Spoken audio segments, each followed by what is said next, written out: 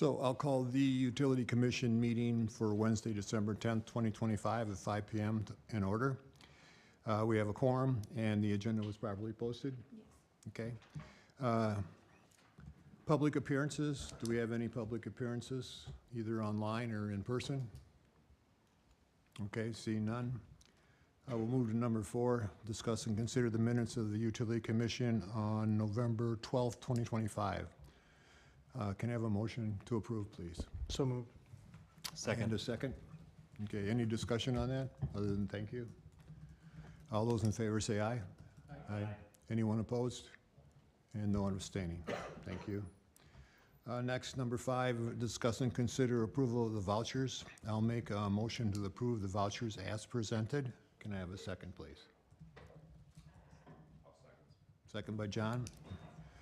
Any further discussion? Hearing none, all those in favor say aye. Aye. Anyone opposed? And no one abstaining. Thank you. Unfinished business is number 6. Discuss and consider the the sewer utility rate effective January 1st of 2026. And so we have John here from Ellers that's going to do a presentation, just a quick presentation on the study. As a reminder, in the 2026 budget process, the Utility Commission approved a 4% flat increase. What this is doing is this is actually refining that. We took the study one step further and actually evaluated by the class and size of meters.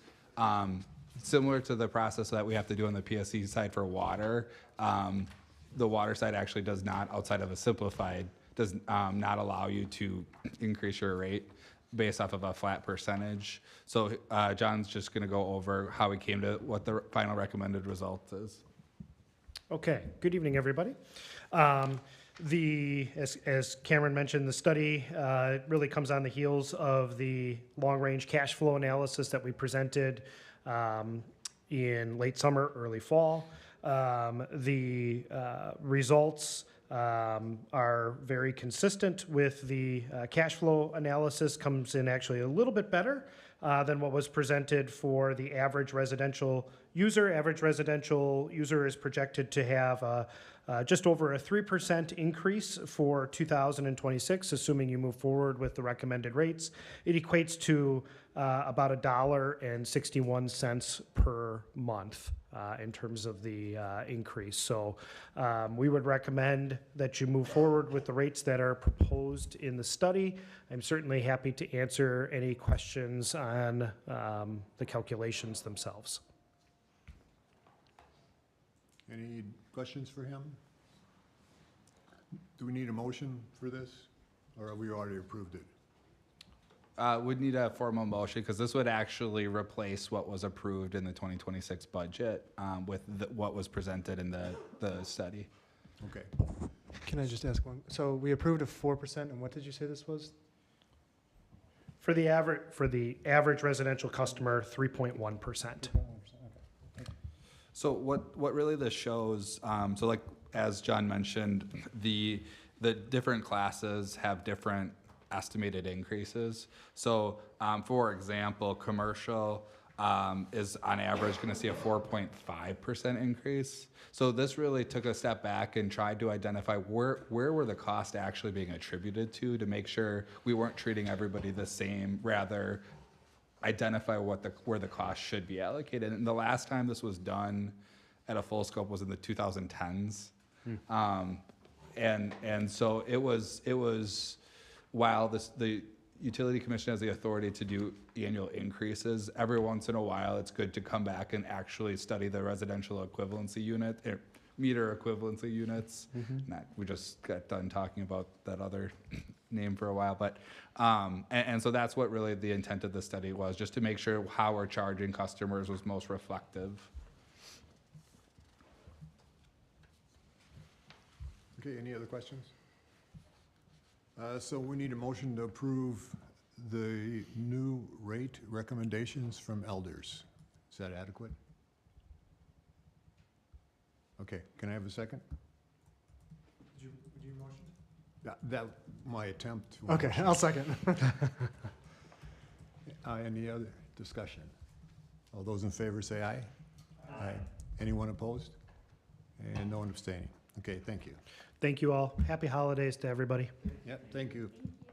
Thanks for the good news, by the way. Yeah, happy to deliver. Okay, now we'll move to 7, new business. A is the West Lawn 4th edition water main update. So over the past 2 weeks or so, since about Thanksgiving, this committee has been CC'd, as well as village board, on a variety of communication regarding the Pheasant Run water main and some tinted brown colored water. So I'm gonna give a quick and dirty kind of presentation here of what kind of happened and what we determined through staff and kind of our resolution. So the fourth ad of West Lawn included Pheasant Run, Morning Dove, and Red Hawk Trail. When all 3 of these streets, and Damascus, when these streets were originally constructed between the years of 2013 and 2019, they was done in multiple phases. Originally, Morning Dove and Red Hawk Trail are all served in our high zone off of our PRV valve, our PRV system valve that's located down here by the retention pond, if you can see me in the bottom corner. So from 2013 until 2021, only Red Hawk and Morning Dove were on high zone and Pheasant Run was on low zone. With Pheasant Run being on low zone, the interconnect between the high zone and the low zone was at this dead end valve. If you can see, I guess maybe I can try to circle. If you can see this valve down here in purple of all colors. So that valve had been closed since the construction of Pheasant Run. In 2021, we did valving here at Damascus and Pheasant Run to recirculate flow from essentially high zone and low zone to where Pheasant Run also was on high zone water. So the interconnect between the high zone and the low zone was no longer at this dead end over here. It is in this new valving system on Pheasant Run. At that time, the valve at the dead end of Pheasant Run should have been opened. It was not opened. 2021, couldn't tell you what happened 4 years ago, but instead Pheasant Run has been acting as a dead end for almost 12 years, depending on the system of that. So when it was no longer acting as a dead end, ideally this water between Pheasant Run and Morning Dove would have looped, and so you'd be having this constant looping along with all of our other water main that's pressurized. So when you zoom in here on Pheasant Run, we have fire hydrants located on the street. We have a dead end down here, and then we have the dead ends through the schools. We proceed to do flushing both in the spring and the fall on all of our dead ends and in this area. So it is constantly being flushed. During flushing season, we let all the residents know about how we're mixing up naturally occurring minerals, and you kind of can get that discoloration. Bring us into this past 2 weeks, we had one complaint the week before Thanksgiving, and then we had multiple complaints the day before Thanksgiving come in. Ultimately, we had 7 residents in this neighborhood either call via email or text, or via email or via phone call. So in that, we did flushing on that Wednesday before Thanksgiving. That's when we realized the valve was closed, and we proceeded to open the valve. We flushed on Wednesday as best as we could, given that we opened a valve that had been closed for potentially 12 years, and we flushed. We stirred a lot of stuff up in that water main on Pheasant Run. Come in on Tuesday, Wednesday of last week, we were still having some discoloration between the water in some of the residents. So me and my utility superintendent, we did even more further research. We dove in even more. So I'm gonna get technical here by explaining water slides. This is how I explained it to one of our residents, and the best way I like to explain it. So Morning Dove, when you are acting as a dead end, you can see that it's pretty flat through here, and then you've got this dip. In a pressurized water system, that is acceptable. You can have these dips. Water is pressurized, it flows on a water slide. You've got everything going on. However, when Pheasant Run is acting, I'm not even on the right street. When Pheasant Run is acting as a dead end, that water is not circulating between the 2 streets. So it's hitting the end of this valve and stopping. It just goes back. So this nice little baby dip that is like 1.5 feet When you think of water being pressurized and a water slide, you're going back and forth on a water slide. When it's a small dip, you don't get as much coming fully back. So the water's not moving back and forth as much as it would if you have a massive water slide, if you're going up and down. So because of that, what we think happened over the last 12 years is that that's where the organic mineral deposits settled, is in this kind of dip as you see. Once we opened the valve and we flushed as much as we did, everything got stirred up. The good news that I have is we have not received any phone calls since last week, and a resident reached out to me on Monday, and their water has been running clear for the last week. So last week, when we determined about this dip, you call it, we directionally flushed going both ways in this area, closing valves, and we flushed for almost 2 hours up in the area. So my hope is that moving forward, we don't have any issues with this because we have opened the valves. We will continue to flush. Once spring hits, we will flush more often up in that area just to keep everything moving throughout Pheasant Run, Morning Dove, and Red Hawk Trail. Are there any questions? But I wanted to kind of give that full update. I know there's been communications via email on updates, but now this way, if anyone has any questions, they can be directed to this presentation as well. Yeah, just one question. So for this development is addressed and fixed, how do we, like, who's in charge of supervision of this moving forward as we potentially take on additional residential developments? That will definitely be something that I take a look at and work with our village engineers. An engineer from my space, and I don't know if Josh would be able to say the same thing. When you have these dips, you're making clearances, vertical clearances underneath your storm sewer and sanitary sewer. No part of that would have ever questioned in my mind as I'm designing something that, oh, there's going to be an operational issue down the line. But now that you see that there's a dead end, and we try to loop our water system as best as we can, but phases and this, that, or the other thing, not all of our water mains are looped. So this is definitely something that we will be taking into consideration moving forward to address as best as we can. Thank you. Yep. I also want to add that with SCADA up now and running, that valve is clearly marked as do not shut off. Yep. Okay. So, you know, I mean, 12 years ago, we've also been through how many directors since then? So hopefully the SCADA system will solve that problem by being clearly marked. Correct. Okay. I have one question too. So with it being closed for 12 years, did you see any other types of defects or anything that would cause a need for repair? Not at this point in time, not without digging it up, which I don't really want to do unless we need to. All good there?